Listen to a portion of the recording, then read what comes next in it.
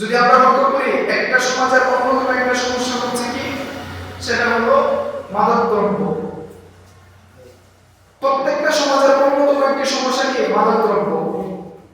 এই মাদক দ্রব্য, তার ভিতরে এই মাদক দ্রব্য সেবনের মূল কারণ কি, তার দুনিয়াতে তার কোনো লক্ষ্য নাই।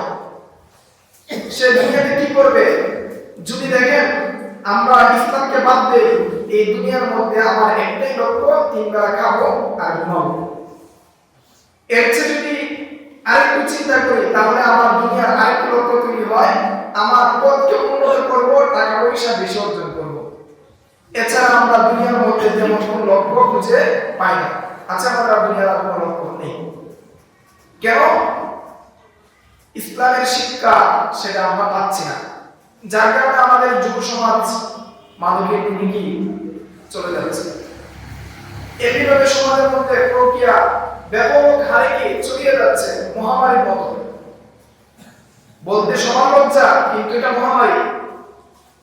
অর্থাৎ জেনা বেড়ে গিয়েছে আমাদের ছোট ছোট যে সন্তান ক্লাস 5 থেকে 6 এ পড়ে, তাদের মধ্যেও সেটা ব্যাপক আকারে ধারণ করছে।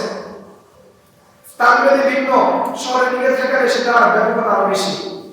সেটা কিসের কারণ? শিক্ষা ব্যবস্থার কারণ।